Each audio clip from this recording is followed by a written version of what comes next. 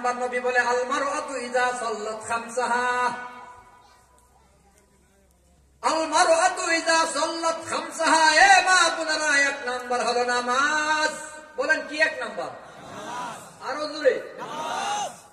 আল্লাহর নবী বলে যে মা বোনে নামাজ ঠিকঠাক মতো আদায় করবে, নামাজটা আবার সহজ নামাজ। পুরুষের নামাজের চেয়ে মহিলার নামাজ কঠিন না সহজ?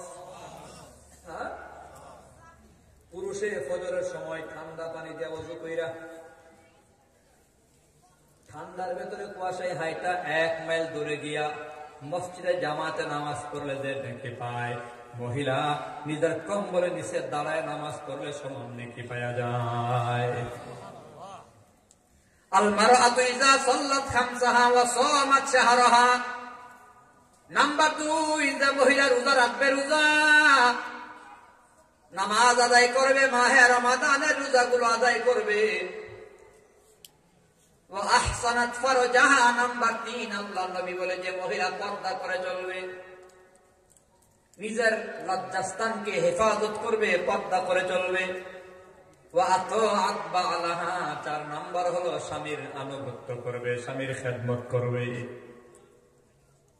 ফালতাদখুল মিন আইয়ি আবওয়াবিল জান্নাতি শাআত। রাসূল বলে এই 4টা গুণ যে মহিলার হয়ে যাবে, ওই মহিলার জন্য জান্নাতের সব দরজা খুলে দেওয়া হবে। 1 নাম্বার নামাজ। বলেন 1 নাম্বার কি? নামাজ। 2 নাম্বার রোজা। 2 নাম্বার কি? রোজা। 3 নাম্বার হলো পর্দা। 3 নাম্বার কি? পর্দা। 4 নম্বর স্বামীর খেদমত। কার খেদমত? ভালো করে বুঝেন, পীরের না স্বামীর? আয় পীরের না স্বামীর? জানি না আপনাদের শরীয়তপুরে আছে কিনা, আমাদের এইদিকে আছে। পীরের গরম পানি দিয়া গোসল করে, সরিষা তেল পর্যন্ত মাইজা দেয়, জামাইরে 1 গ্লাস ঠান্ডা পানিও ভালো করে দিতে রাজি না। এমন মহিলা আছে না নাই? 1 নাম্বার নামাজ, 2 নাম্বার রোজা, 3 নাম্বার পর্দা, 4 নাম্বার স্বামীর আনুগত্য, স্বামীর খেদমত। 4 গুণ। জোরে বলেন কয় গুণ? 4 গুণ। একটু মনোযোগ দিয়ে শুনেন। 4 গুণের প্রথম 2টা গুণ নামাজ এবং রোজা। নামাজ এবং রোজা আমি দেখছি, আপনারা দেখছেন কিনা জানি না, নামাজ রোজা এই 2 আমলে মহিলারা অ্যাডভান্স। অনেক পুরুষ নামাজ পড়ে না, কিন্তু তার বিবি নামাজ পড়ে। অনেক মহিলা শুকনা, হ্যাংলা, পাতলা, একটা রোজাও ভাঙে না, কিন্তু জামাই মহিষের মতো হাতটা ঘাটটা মোড়া, এর জবাই করলে পুরা বাহির কুশিয়ার প্রত্যেক ঘরে ঘরে 1টা করে মাংসের টুকরা দেওয়া যাইব, 2 টুকরা দেওয়ার সম্ভাবনা আছে। মোড়ার ঘরের মোড়া, পাড়ার ঘরের পাড়া, রাক্ষসের ঘরে রাক্ষস, পুরা রমজান গেছে গা, একটা রোজাও রাখছে না। আসেনি? মহিলারা রোজা ভাঙে না সহজে। কি সত্য বললাম না মিথ্যা? আবার যেইগুলো রোজা রাখে না, এইগুলারে দেখেন রমজান মাসে দৈনিক 5 বেলা খায়। কয় বেলা? কথা কয় না, কয় বেলা? 5 বেলা। সাহরির খাবার একটু মজা তো, সারে মেয়েরাও খায়। সকালে রুটিন মতো আবার খায়, দুপুরেও খায়, বিকালে আসর নামাজের পরে ওই যে বাজারের দোকান আছে না, ডাইলের বড়া, পেঁয়াজু, বেগুনি, হোটেল রেস্তোরাঁর ভেতরে বৈশা খায়। আবার পর্দা টানাইছে। সারা জীবন হুজুররা পর্দার বয়ান করলো, এই সময় নিজের বিবিরে পর্যন্ত ল্যাম্পটা ঘুরাইছে, রমজান মাসে নিজেও পর্দা করছে। আসেনি? ইফতারের টাইম বাকি আছে মাত্র 15 মিনিট। কয় মিনিট? উত্তর দেন না আপনারা। 15 মিনিট টাইম বাকি। রিক্সা হয়েছে রিজার্ভ, এক টানে মসজিদে ইফতার পার্টি। মাশাআল্লাহ, হজরের আগে ইমাম সাহেবের লোকে ওই বাটপারে, যে বাটপারে এই পর্যন্ত 4 বার খাইছে। ইমাম সাহেবের লোকে যখন বসে, ইমাম সাহেব কানে কানে দিকে, ভাই সাহেব রোজা তো একটাও রাখছেন না, ইফতারি মাশাআল্লাহ আমার লগে বইয়া করেন, ঘটনা কি? কই হুজুর, কিন্তু মাসআলা আপনিও জানেন না, মাসআলা আমার থেকে শিখেন। রোজা রাখছি না, গুনাহ হইছে, ইফতার করবো সোয়াব হইব, সোয়াব গোনা বরাবর 5 বেলা খাইলাম খাও। বাটপার, এমন বাটপার সমাজে আছে না নাই? আল্লাহ আমাদের মা বোনদের জান্নাতের মেহমান হিসেবে কবুল করেন, সবাই বলি আমিন। স্বামীর খেদমতের বেলায়ও মা বোনেরা অনেক পিছায় আছে। নামাজ রোজায় আগানো, কিন্তু স্বামীর খেদমত আর পর্দার ব্যাপারে মহিলারা ফেল, পর্দা করতেই চায় না, পর্দা করতেই চায় না। পর্দার বয়ান করলে, পর্দার কথা জোর করে বললে, একটা বুরকা কিনে শুধুমাত্র, বুরকাটা যে কিনছে এটাও আবার নিউ মার্কেট থেকে আছে, টাইট ফিটিংস এর বুরকা, আবার মুখটা ঢাকছে, চোখ দুইটা খুলছে, চোখের মধ্যে কাজল পড়ছে, ইচ্ছা মতো সাইজা বুঝা রাস্তা দিয়ে হাঁটে, এমন এক ডিজাইনের বুরকা, বিভিন্ন কালারের পাথর লাগানো, বিভিন্ন ডিজাইনের সুতা দিয়া কাজ করা, অনেক পাথর ঝিকঝিক চিকচিক করে ডিজাইনের বুরকা পইরা রাস্তায় ঘুরে, দেখলে মনে হয় 18 বছরের যুবতী, আসলে বয়স 40 বছরের বন্যী মহিলা।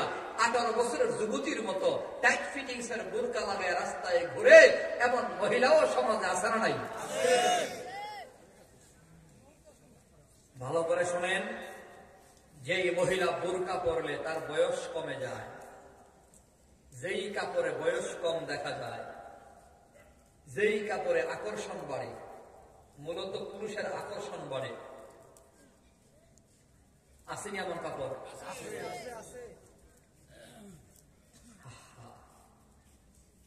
যেই কাপড়ে বয়স কমে, ডিজাইনের কাপড়, টাইট ফিটিংস এর কাপড়, যেই কাপড় পরলে পুরুষের আকর্ষণ আরো বাড়ে, রাস্তার হগল পুরুষ তার দিকে তাকায় থাকে, চুপটার দিকে তাকায় থাকে, ভাবে কি রে, কেন জানি রে, জায়গা রে, একটা আরেকটা রেখে যাইতেছে রে, দেখ রে।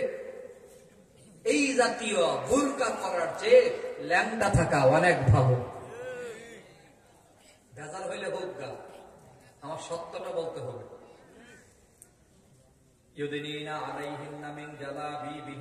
বুরকা হবে কোনটা? আপাদমস্তক ঢাকা, ঢিলে ঢালা, মা মেয়ে বুঝা যায় না, কে বোন কে বউ বুঝা যায় না, কোনটা শিক্ষিকা কোনটা ছাত্রী বুঝা যায় না, পর পুরুষ দেখলে চিনবে না, এটা কি মহিলা না মাইয়া না মেয়ে বুঝা যায় না। তো এটা হলো পর্দা, এই পর্দাই হলো খাস পর্দা, এটাই হলো ইসলামের পর্দা। আল্লাহ তাআলা আমাদের মা বোনদেরকে খাস পর্দা করার তৌফিক দেন, সবাই বলি আমিন। খারাপ লাগতেছে আপনাদের? বয়ান কি কিছুক্ষণ চলবে নাকি? আমি খুব লম্বা করতে পারবো না, কন্ডিশন খারাপ, কিন্তু জরুরি কিছু কথা বলতে হবে। বলতেছিলাম প্রথম সিগন্যাল মিনহা খলাকনাকুম, আল্লাহ বলে তোমাদেরকে মাটি দিয়া বানাইলাম। জবাব দিয়েন, মাটির মানুষ গরম বলবে নাকি নরম? গরম চলবে নাকি নরম? আল মুসলিমু মান সালিমাল মুসলিমুনা মিন লিসানিহি ওয়া ইয়াদিহি। আপনার আমার নবী বলে, খাঁটি মুসলমান কারে বলে জানো? এ মুসলমান, খাঁটি মুসলমান হলো সে যে তার হাত পা অঙ্গ প্রত্যঙ্গ দিয়া, যে তার জবান দিয়া অন্য কাউরে কষ্ট দেয় না। অতএব মুসলমান, আল্লাহ তাআলা বলে নরম চলবে, নরম বলবে। মানুষের মনে কষ্ট দিয়া কথা বলবা না, মানুষের দিল তুমি ভাঙ্গা দিবা না, মানুষের অন্তরে আঘাত দিবা না। ওয়াইলুল লিকুল্লি হুমাযাতিল লুমাযা, দুর্ভোগ তার যে বান্দা মানুষকে সামনে মানুষকে কষ্ট দেয়া কথা কয়, মানুষের দিল ভাঙ্গা অন্তর ভাঙ্গা স্টেজে নীরব থেকে মানুষের দিল ভাঙ্গা যারা কথা কয়, মানুষের অন্তর ভেঙে যারা কথা কয়, আল্লাহ বলে দুর্ভোগ ওয়াইল, তাদের কপাল বড় খারাপ। অতএব সব সময় মনে রাখবা, ধনী গরিবে কোনো পার্থক্য নাই, উঁচা নেচায় কোনো পার্থক্য নাই, আমির ফকিরে কোনো পার্থক্য নাই। আল্লাহর ঘরের বিধান দেখো না, মসজিদের সভাপতিও ঠিক জায়গা নির্ধারণ করতে পারবে না। একজন রিক্সাওয়ালা মসজিদে ঢুইকা সবার আগে ঢুইকা রিক্সাওয়ালা ভাই যেখানে বসবে ওখানে নামাজ আদায় করবে, ইশারা দিয়ে উতালায়া দেওয়ার অধিকার ইসলামে দেয় নাই। মানুষের ভেতরে পার্থক্য শুধু হবে আমল দিয়া, ইমান দিয়া। ইন্না আকরামাকুম ইনদাল্লাহি আতকাকুম, তাকওয়ার ভিত্তিতে মানুষের ভেতরে পার্থক্য হবে। ধনের ভিত্তিতে নয়, চেহারার ভিত্তিতে নয়, ক্ষমতার বলে নয়, মানুষে মানুষে পার্থক্য হবে আমল আর ইমান দিয়া। অতএব সব সময় মনে রাখবা, আমি আল্লাহ তোমাদেরকে মাটি দিয়া বানাইলাম, সব মানুষ মাটির। ওয়া ফিহা নুঈদুকুম, আল্লাহ তাআলা বলে। নাম্বার 2, বান্দা তুমি মাটির ঘরে কবরে আসা লাগবে, ভুলে যেও না। 2 নাম্বার সতর্কবাণী হলো, সিগন্যাল হলো মরা লাগবে, কবরে যাওয়া লাগবে। আওয়াজ দিয়া বলেন মরা লাগবে কি লাগবে না? আরো জোরে কান। আইনামা তাকুনু ইউদরিকুমুল মাউত ওয়ালাউ কুনতুম ফি বুরুজিম মুশাইয়াদা। আল্লাহ তাআলা বলে, ও দুনিয়াওয়ালারা, যত দূরে থাকো, যেখানেই থাকো, তুমি যত কঠিন প্রাসাদ বানাও না কেন, এমন ভবন বানাইছো, তোমার ঘরের ভেতরে আগুন ঢুকার ক্ষমতা নাই, বাতাস ঢুকার ক্ষমতা নাই, পানি ঢুকার ক্ষমতা নাই, শব্দ তোমার ঘরের ভেতর ঢুকে না, আলু ঢুকে না, আলু ঢুকে না, সুই ঢুকাবার মতো ক্ষমতা নাই। এমন প্রাচীর বানাইছো, আগুন লাগাই দিল তোমার ঘর পড়ে না, তোমার ঘরের ভেতরে পানি ঢুকে না, বাতাস ঢুকে না। ওই শক্ত পাওয়ারফুল মজবুত ঘরটার ভেতরে আওয়াজ দিয়া বলেন আজরাইলের ঢুকার ক্ষমতা আছে না নাই? আরো জোরে কোন আছে না নাই? আল্লাহ তাআলা বলে, ওয়া ফিহা নুঈদুকুম, বান্দা তুমি মারা যাবা, মরবা, কবরে যাবা, এই কথা তুমি ভুলিল না। সব সময় মনে রাখবা, সব সময় মানে নবী কই বেশি থেকে বেশি মনে রাখবা। আকসিরু মিন যিকরা হাযিহিল লাজ্জাত, হাযিহিল লাজ্জাত। আল্লাহ নবী বলে, বেশি থেকে বেশি, বেশি থেকে বেশি মৃত্যুর কথা বান্দা স্মরণ করো। আরে মরে তো যাবা, মরণ থেকে বাঁচার ক্ষমতা নাই। অতএব ক্ষমতার গরম দেখায়ও না।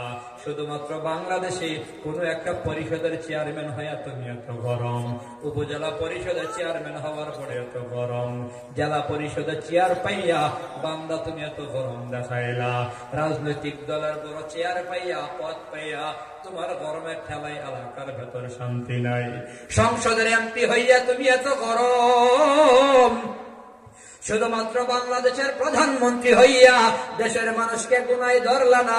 মানুষের ভোটের দরকার নাই, মানুষের সমর্থনের দরকার নাই, ক্ষমতার বলে জোর করে 41 সাল পর্যন্ত ক্ষমতায় থাকবো, মানুষ আমার পক্ষে আছে কিনা আমার জানার দরকার নাই। ক্ষমতার গরম দেখায়া 41 সাল পর্যন্ত থাকার চিন্তা ছিল, কিন্তু আল্লাহর ফায়সালা না, না, ক্ষমতার মালিক আমি আল্লাহ। 41-এর আগে ক্ষমতা ছাড়তা না মানে আমি আল্লাহর ক্ষমতা দেখায় দিলাম। 40 মিনিট পর্যন্ত সময় নাই, 40 মিনিটে ফিনিশ। অতএব মুসলমান বাবারা, ভাইরা আমার, ক্ষমতা দেখায়েন না। মৃত্যুর ভয়, মরে তো যাব, আমি যে মরবো, কবরে যাব, কি নিয়ে যাব? মরার আগে একটু চিন্তা করা দরকার। আল্লাহ নবী বলে, ইয়াত্তাবিউল মাইয়িতা সালাসাতুন, মানুষ যখন মারা যায় কবর পর্যন্ত মানুষের সাথে 3টা জিনিস যায়। জোরে বলেন কয়টা? আরো জোরে। ইয়াত্তাবিউল মাইয়িতা সালাসাতুন, মানুষের সাথে সাথে কবর পর্যন্ত 3টা জিনিস যায়। আহলুহু ওয়া মালুহু ওয়া আমালুহু। আল্লাহ নবী বলে, 1 নম্বর পরিবার পরিজন বন্ধু বান্ধব কান্দে করে কবর পর্যন্ত যায়। মালুহু 2 নাম্বার খুঁটি যায়, দাও ভাই তো দাও যায়। মসজিদের বারান্দায় বাহিরে রাখা হয় একটা খাট আছে, ওই খাটটাও কবর পর্যন্ত যায়। আমালুহু 3 নাম্বার, রাসূল বলে আমল যায়, আমল। ফায়ারজিউ ইসনান ওয়া ইয়াবকা ওয়াহিদ, 2টা জিনিস ফিরে আসে, মানে বন্ধু বান্ধব ভাই বারাদর যারা কবর পর্যন্ত নিয়ে যায় তারা ফিরে আসে। রাসূল বলে মাল ও সামান গুলো ফিরে আসে। আমালুহু, থাকে শুধু আমল। আমল ছাড়া কবরে বান্দা কিছুই থাকে না। অতএব মরার আগে আমল কি করবা বান্দা ভাবো, এরপরে বান্দা মরো। আল্লাহ বলে ওয়ালা তামুতুন্না ইল্লা ওয়া আনতুম মুসলিমুন। আল্লাহ বলে মুসলমান না হয়ে মরিও না। মরার আগে কয়বার ভাবছো? ও মুসলমান, মরণের চিন্তা করো। মরার আগে ময়দানে মাহশার নিয়ে ভাবো, কবর নিয়ে বান্দা ভাবো। আল কবরু আউয়ালু মানজিলাতুন মিন মানাজিলিল আখিরাহ। নবী বলে কবরটা হলো পরকালের প্রথম ঘাটি। আল কবরু রাউযাতুন মিন রিয়াজিল জান্নাহ আও হুফরাতুন মিন হুফারিন নার। কবরটা কারো জন্য জান্নাতের বাগান সমূহের মাঝে একটি বাগান, কারো জন্য জাহান্নামের আগুনের গর্তের ভেতরে একটি গর্ত হয়ে যাবে। অতএব মরার আগে বান্দা তুমি ভাবতে থাকো। ওয়া মিনহা নুখরিজুকুম তারাতান উখরা। 3 নাম্বার সতর্কবাণী আল্লাহ বলে, মরছ মানে তোমার জীবন শেষ নয়, বরং মরার পরে আপনার আমার জীবন শেষ নাকি শুরু? শেষ নাকি শুরু? মারা গেছেন মানে জীবন শেষ? ভালোই রে, লোকটা মারা গেছে রে, অনেক কষ্ট করছে, যাক এখন তার কলজাটা ঠান্ডা হয়েছে।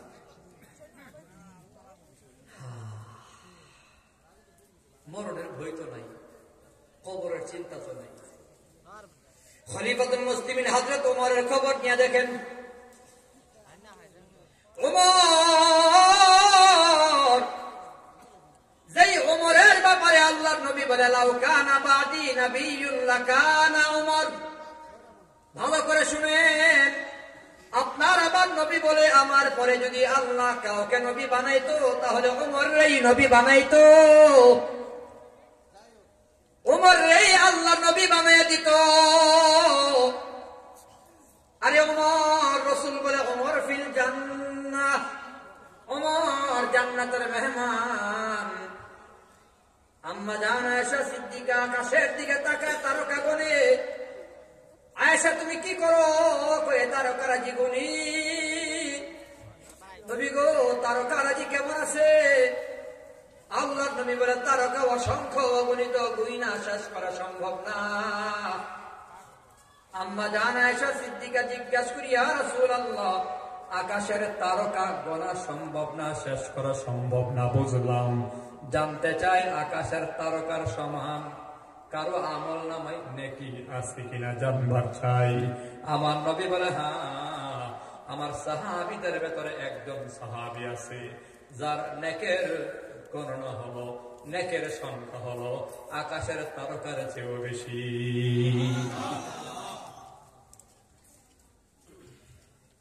কে সে? আম্মা জান আয়েশা সিদ্দিকা জিজ্ঞাসা করে। আয়েশার আব্বা হলো আবু বকর সিদ্দিক রাদিয়াল্লাহু আনহু। নবী একটু বলেন না, আসমানের তারকার চেয়েও বেশি নাকি কার আমল নামায়? নবী জবাব দিয়েছেন, আমার সাহাবী, আমার কলিজার টুকরা ওমরের আমল নামায়। জোরে কান সুবহানাল্লাহ। এত নেকি, নবীর পরে নবী হওয়ার উপযুক্ত ওমর। ওমর ফিল জান্নাহ, জান্নাতের মেহমান। অর্ধেকটা পৃথিবীর শাসক, পৃথিবীর অর্ধেকটা শাসক আমিরুল মুমিনিন হযরত ওমর এত বড় পাওয়ারফুল হওয়ার পরেও মৃত্যুর সময়ে ওমরের চিন্তা কেমন দেখেন। হযরত ওমরের মৃত্যুর কাজই কি এমন ছিল? হযরত ওমর কয়েকজন সাহাবীকে নিয়ে মদিনার বাজারে হাঁটতেছে। হঠাৎ করে রাস্তার পাশে একজন কামারের দোকান। কামার চিনেন? ওই যে হাতুড়ি দিয়া লোহা দিয়া যন্ত্রপাতি বানায়, ওই কামারের নাম হলো আবু লুলু। আবু লুলু হচ্ছে মুশরিক, আগুনের পূজা করে, আগুনের পূজা করে, মজুসি, মুশরিক। হযরত ওমর কামারের ঘরে ঢুকছেন, আবু লুলুর ঘরে। আবু লুলু তখন তো তিনি খলিফাতুল মুসলিমিন। আবু লুলু, তুমি নাকি খুব সুন্দর অস্ত্র বানাও? আবু লুলু জবাব দেয়, হ্যাঁ আমিরুল মুমিনিন, আমি এমন অস্ত্র বানাতে পারি, আমার অস্ত্র বাতাসের চেয়ে বেশি গতি। তাই হ্যাঁ, আমিরুল মুমিনিন মুশরিক নাপাক কাফের আবু লুলু বলতেছে, ওমর আমিরুল মুমিনিন, আমি এমন একটা অস্ত্র বানাবো যে অস্ত্রের ব্যাপারে তামাম দুনিয়ার সকল মানুষ জানতে পারবে। হযরত ওমর সেখান থেকে চলে আসছেন, ঠিকই একটা অস্ত্র বানাইছে। আবু লুলু যে অস্ত্রটা বানাইছে, অস্ত্রটা হলো এরকম একটা অস্ত্র বানাইছে আবু লুলু।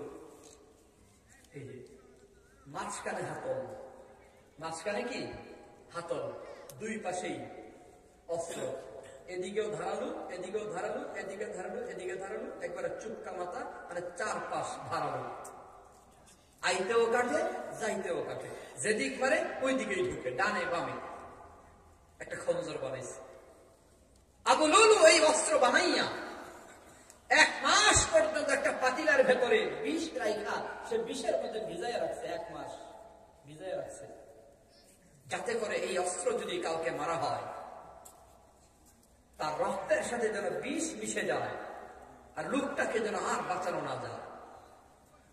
1 মাস পরে এই অস্ত্রটা নিয়ে রাতের আধারে চাদর দিয়া নিজের চেহারা ঢাইকা, অস্ত্রটা ভেতরে নিয়া চেহারা ঢাইকা আবু লুলু রাতের আধারে মসজিদে নববীর ভিতরে, সে তো মুশরিক, ইসলামের চূড়ান্ত দুশমন মুশরিক, মসজিদে নববীর মেহরাবের ভেতরে ইমাম সাহেবের যে মিম্বার আছে, মিম্বারের পেছনে গিয়ে লুকিয়ে রয়েছে, রাতের আধারে চলে গেছে।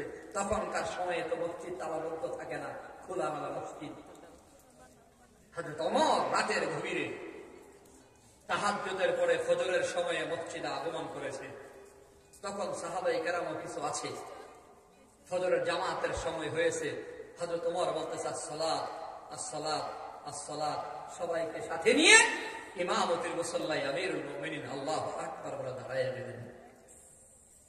মিম্বারের পেছনে মুশরিক আবু লুলু। আবু লুলু মনে মনে ভাবে, প্রথম রাকাতেই যদি আমি ওমরকে আক্রমণ করি, অনেক সাহাবী এখনো নামাজে দাঁড়ায়নি, এখনো বাড়ির থেকে আসেনি, আমি ধরা পড়ে যাব। দ্বিতীয় রাকাতকে সে নির্ধারণ করলেন।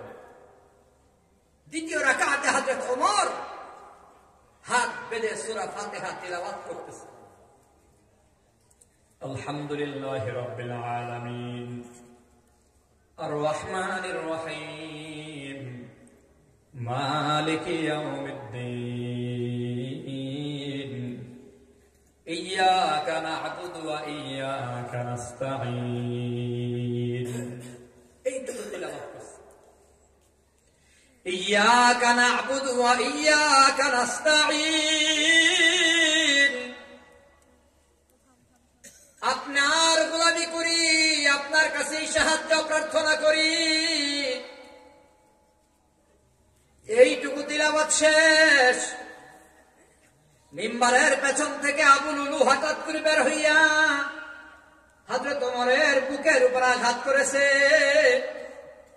পেটের মধ্যে খঞ্জর ঢুকাইয়া দিছে। 3 নম্বর নাভির নিচে খঞ্জর ঢুকাইয়া আবার একেবারে নাড়াচাড়া দিয়া বের করেছে। কিতাবের ভেতরে আসে হযরত ওমর এই খঞ্জরের আঘাতে নারী বুড়ি গুলো বাহির হইয়া মাটিতে পড়ে গেছে, হযরত ওমর ঢইলা পড়ে গেছে। আরেকজন সাহাবী ইমামতির মুসল্লায় দাঁড়ায় নামাজ শেষ করছে। আব্দুল্লাহ বিন ওমর, হযরত ওমরের সন্তান আব্দুল্লাহকে আমি হাত দিয়া ধরলাম।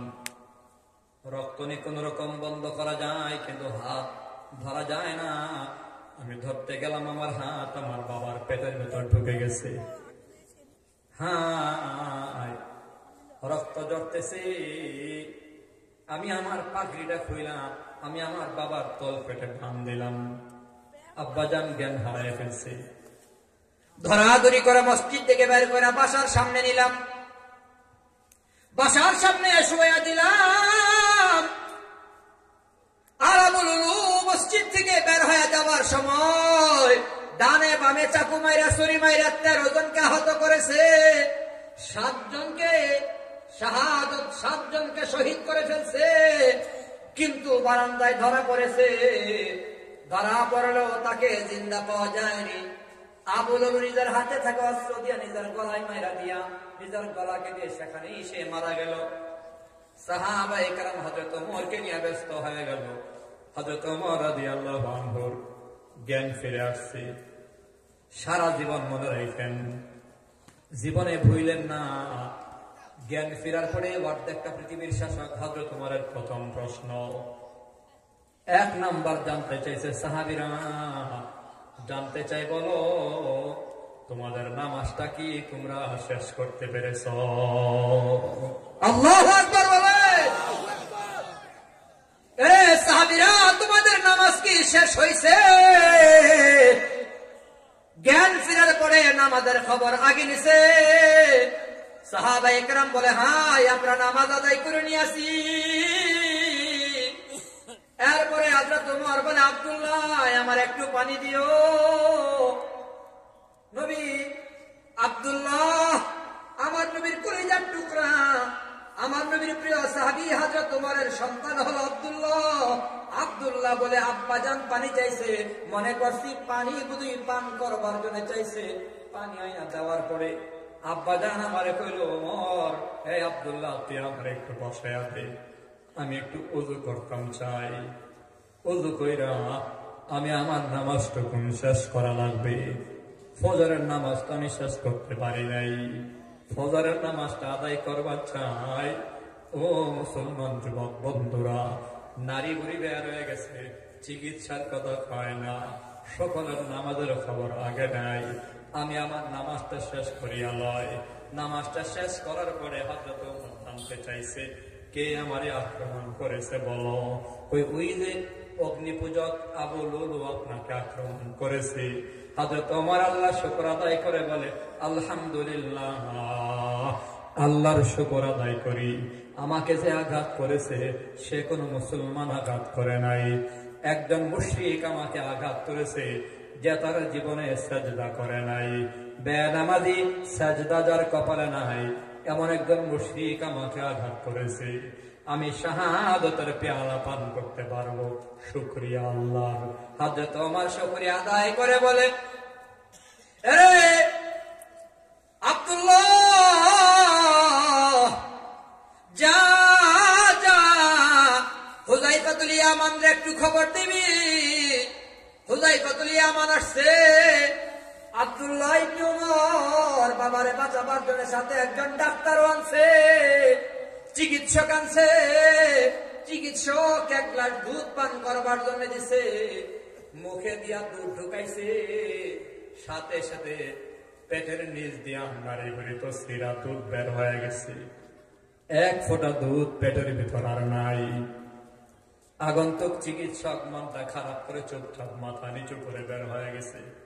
বুঝে গেছে হযরত ওমরকে আর বাঁচানো সম্ভব নয়। সকল সাহাবায়ের কান্না শুরু করেছে। ঘরের ভেতরেও কান্নার আওয়াজ। হযরত ওমর কয়, হুযায়ফার গান শুনি। হুযায়ফাতুল ইয়ামান আসছে। হুযায়ফাকে ওই যার কাছে আমার নবী একটা ডায়েরি আমানত দেয়া গেছে, যে ডায়েরিতে মুনাফিকদের লিস্টি লেখা, কার ছেলেকে মুনাফিক, কার বাবাকে মুনাফিক, মুনাফিকের লিস্টি হযরত হুযায়ফার কাছে আপনার আমার নবী আমানত দেয়া গেছে। হুযায়ফা আসার পরে আমিরুল মুমিনিন হযরত ওমর বলে, হুযায়ফা দেখ না, তোর কাছে জানবার চাই, তুই বল আমার নামটা কি মুনাফিকের লিস্টে আছে? আল্লাহ নবী কি ওমরকে মুনাফিক বলে গেছে? হুযায়ফা বলে, আমিরুল মুমিনিন আমি নাও বলতে পারবো না, হাও বলতে পারবো না, কারণ নবী আমার কাছে আমানত রেখেছে। আমি যদি বলে দেয় তো আমানতের খেয়ানত হয়ে যাবে। আয়াতুল মুনাফিকি সালাসাতুন, ইযা হাদ্দাসা কাযাবা ওয়া ইযা ওয়াআদা আখলাফা ওয়া ইযা তুমিনা খান।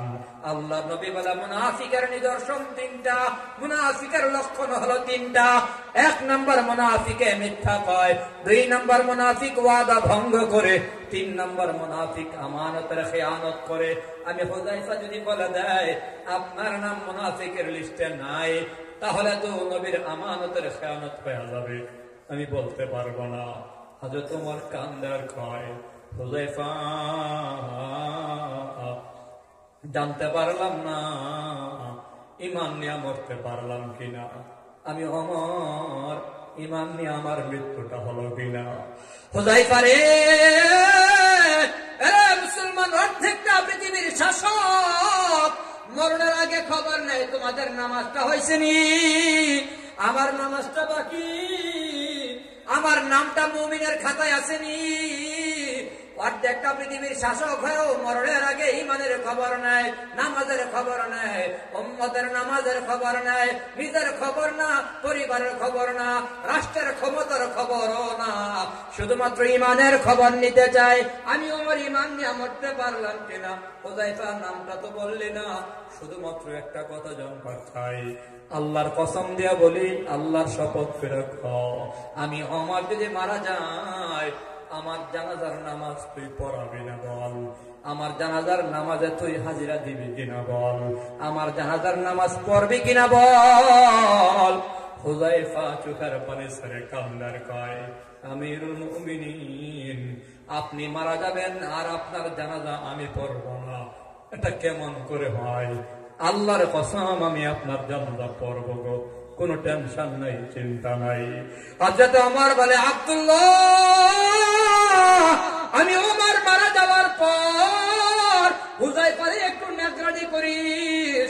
হুযায়ফা যদি আমার জানাজায় হাজিরা দেয়, বুঝবি আমি ঈমান নিয়ে মরছি। আর হুযায়ফা যদি আমার জানাজায় না আসে, আমি ওমরের মতো কপাল পরা কেউ নাই, ঈমান নিয়ে মরতে পারলাম না। কারণ হুযায়ফা কোন মুনাফিকের নামাজে যায় না, মুনাফিকের জানাজায় হাজিরা দেয় না। ও মুসলমান, আল্লাহ তাআলা বলে, মিনহা খলাকনাকুম, আমি আল্লাহ তোমাদেরকে মাটি দিয়া বানাইলাম, ওয়া ফিহা নুঈদুকুম, আবার মাটির ঘরেই যাওয়া লাগবে, ওয়া মিনহা নুখরিজুকুম তারাতান নুখরা, আবার পুনরায় তোমাদেরকে জিন্দা করা হবে, ময়দানে মাহশারে তোমাদেরকে জীবিত করা হবে। কেন কেন? দুনিয়াতে যা করেছো না করেছো সব ব্যাপারে আল্লাহ হিসাব তোমার থেকে নেবে। ফামাইয়া আমাল মিসকালা যাররাতিন খায়রান ইয়ারা ওয়া মাইয়া আমাল মিসকালা যাররাতিন শাররান ইয়ারা। আল্লাহ বলে যারা পরিমাণ ভালো আমলের যাজা হবে, যারা পরিমাণ খারাপ কাজের সাজা হবে। অতএব আল্লাহ বলে, ওয়ালা তামুতুন্না ইল্লা ওয়া আনতুম মুসলিমুন, বান্দা মুসলমান না হয়ে মরিও না, গুনাহ নিয়ে মরিও না। ও মুসলমান যুবক ভাইরে, মরার আগে ভাবো, মরার আগে সুযোগ হও, মরার পরে তওবা করবার সুযোগ নাই। তাহলে বান্দা 1 নম্বর তাকওয়াল্লাহ, 2 নম্বর তওবা তোমার আমলে লাগাও। তাকওয়াল্লাহ মানে আল্লাহর ভয়, আল্লাহর ভয় যার দিলে থাকে গুনাহ হয় না।